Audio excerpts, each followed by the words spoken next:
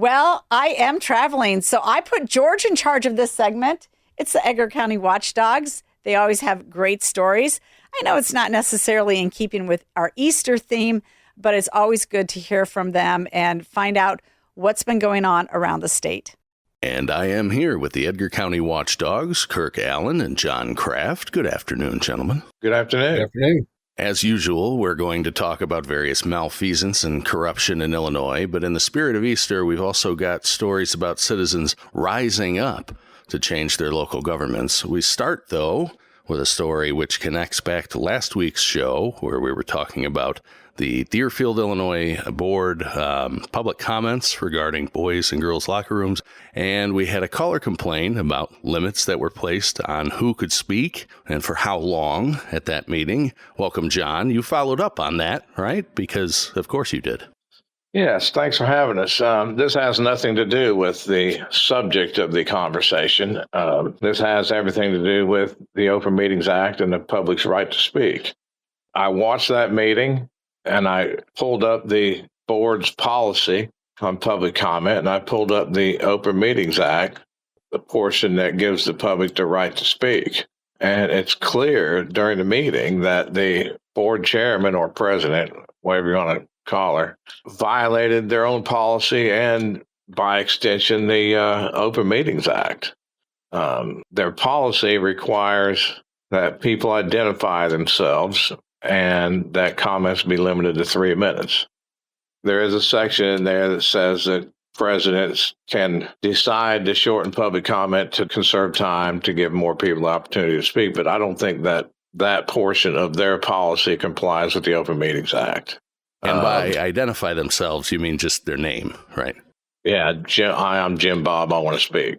What she was requiring was that they tell her where they lived. Either a resident of the district or not a resident of the district. And that in itself violates their own policy. And then she turned around and segregated the speakers. So anybody that was a resident was permitted to speak first.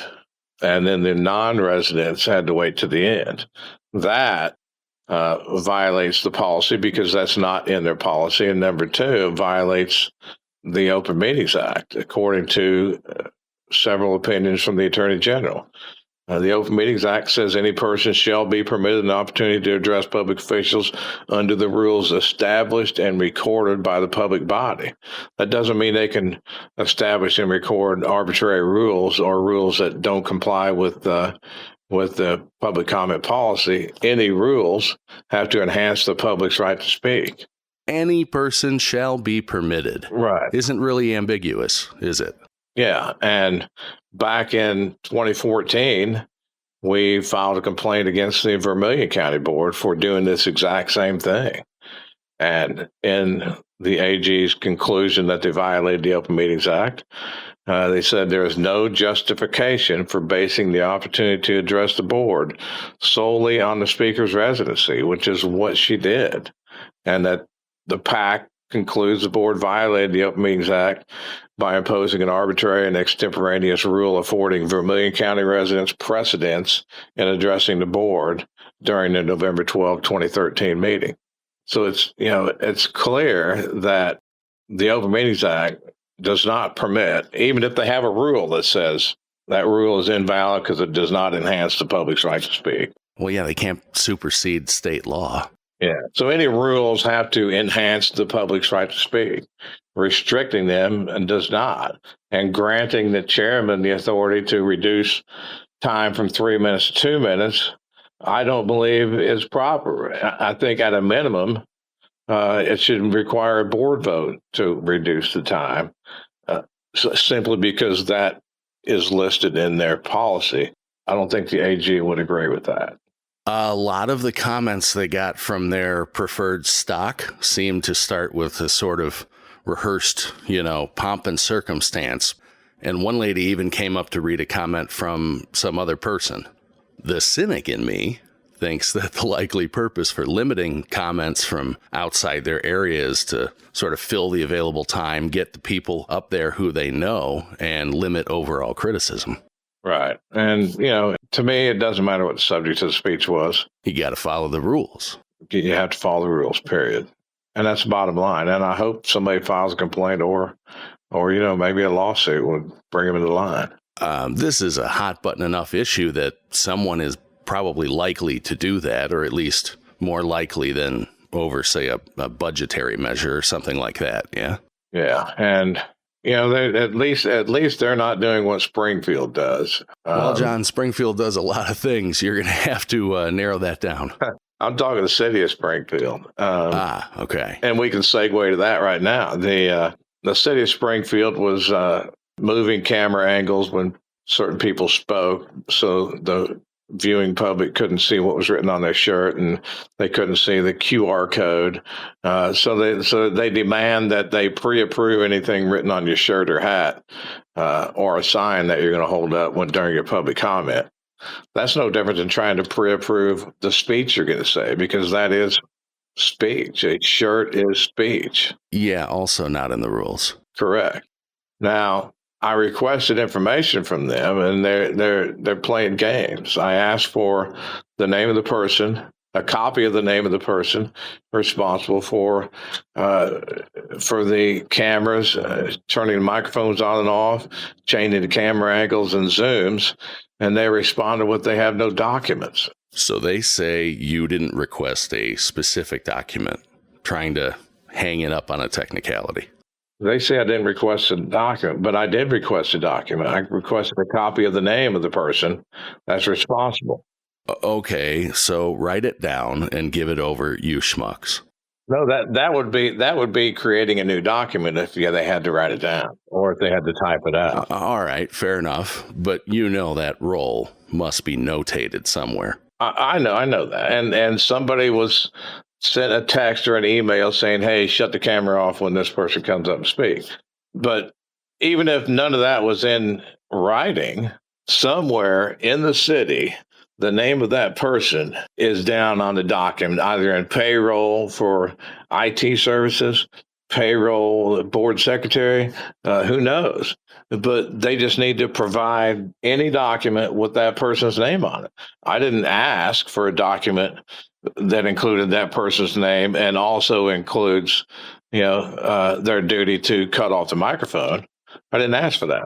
Yeah, and a municipality, even one sort of sizable like Springfield, is not going to have a bunch of people running their audiovisual media stuff. You're just going to have one or maybe two people setting that stuff up and running it. And then when they censured a person, which they don't have the right to do, and cut the mic off when that person goes up to speak, somebody was told to shut the microphone and the cameras off when that person steps up to speak. They don't just dream it up out of their head, wake up in the morning and say, hey, when Sally comes up to speak, I'm going to cut her microphone off for no reason. No, they were told. Yeah, you'd have to think so.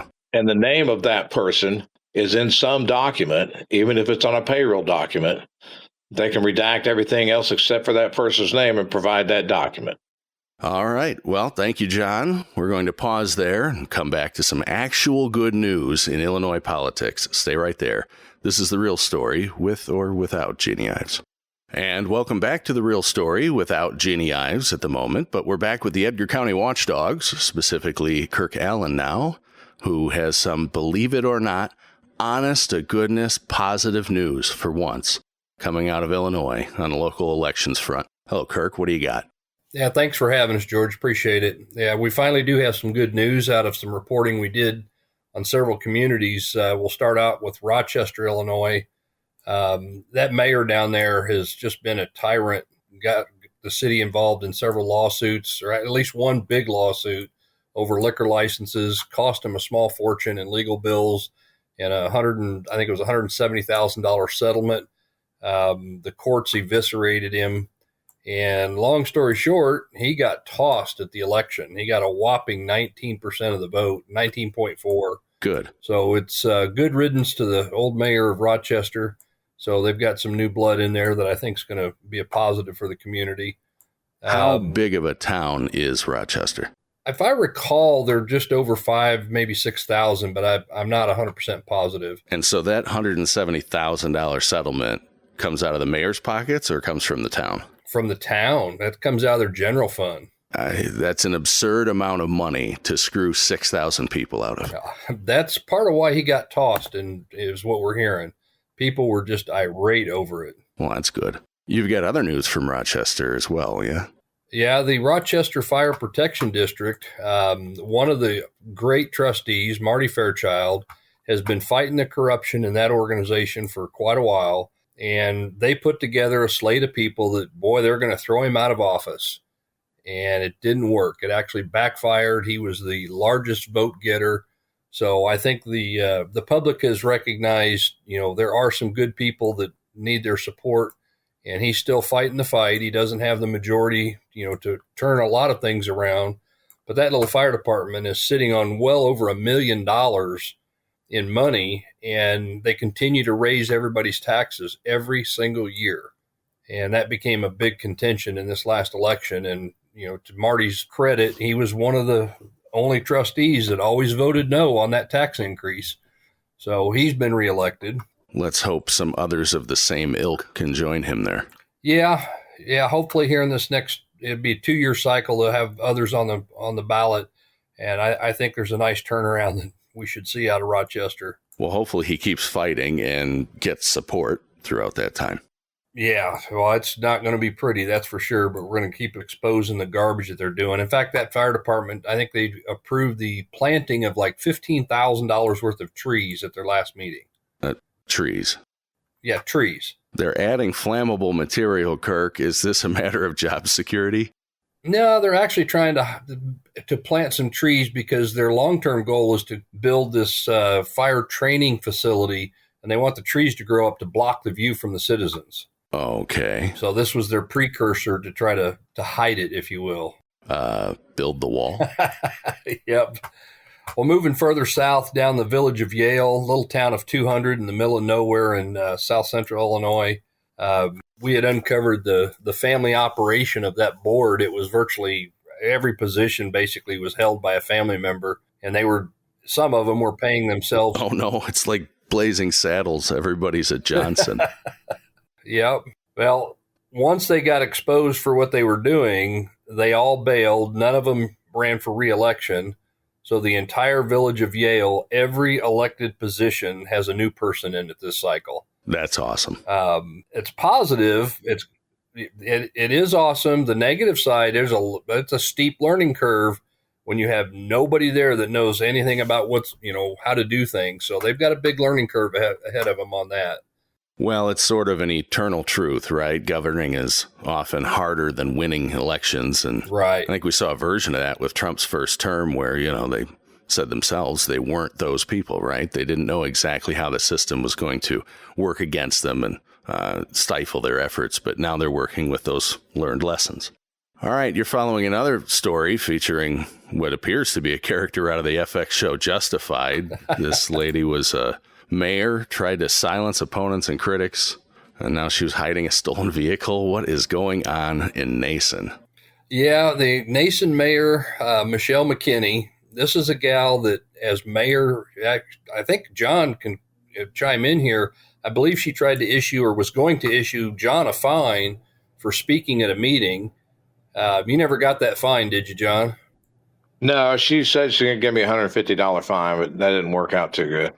But she did find some locals there. In fact, one of them was her opponent in the mayoral race. Oh, really? She also filed a defamation lawsuit against her opponent, which I noticed today on one of her cases, her attorney has withdrawn, which might have, been tied to what's happened here recently. A couple days ago, she ended up on the receiving end of those stainless steel bracelets, better known as handcuffs. They didn't just cuff her. They put a muzzle on her, which tells me she was either biting or spitting. That's usually why they muzzle them. But she got the trifecta. She was cuffed, muzzled, and stuffed. So she got the full Hannibal Lecter, huh? Yep. Great mugshot on the last article.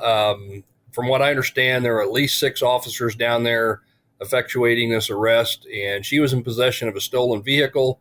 My understanding from the locals, it was a vehicle that was her father's that she took from the estate, and I guess her sister or some other family member, reported it stolen, and then she tried, or her fiance supposedly tried to hide it. So they popped her for possession of a stolen vehicle and obstruction of justice. So we're awaiting the preliminary hearing that she's supposed to have, and she lost her election, which is great. I was confident she would, but she was using lawfare, just like we see, with what's happening in our national stuff. They try to do stuff in court. She files lawsuits and order of protections and tries to issue fines to anybody that disrupts her meeting. And she's not only out, but she's also facing some criminal justice. Both charges were, according to what the sheriff put out, both were felony crimes. Yeah, those are real charges. That's not a slap on the wrist, usually. Right. So is she a native to Nason, or was that Jefferson County? No, she's a transplant from Chicago. She moved down there. My understanding, she's been there a little over a couple of years. She ran for mayor and got 3 votes, is what I was told. Nobody ran, but she did, and she got 3 votes total. And she ran for re-election, and it didn't work out real well for her. The public finally stood up and said, "No, we're not gonna play this game." Well, it's good to know that if every other business in Chicago fails, we'll still be able to export crime and wannabe mobsters the Chicago way, right? And get in there and use your position to bully people around.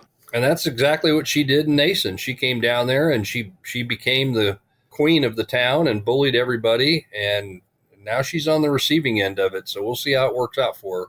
See, Kirk, instead of the stolen car, she should have had the 30-foot Cadillac like Boss Hogg. She might have even been able to pull off the same suit. All right, gentlemen, have a great rest of your Easter. We appreciate you being here, as always, and keep up the excellent work. All right, thank you. Thank you. Appreciate you having us. Support these guys and find out what they're doing at IllinoisLeaks.com. They are John Kraft and Kirk Allen, the Edgar County Watchdogs. This is The Real Story, soon to be with Jeannie Ives again. Back in a moment.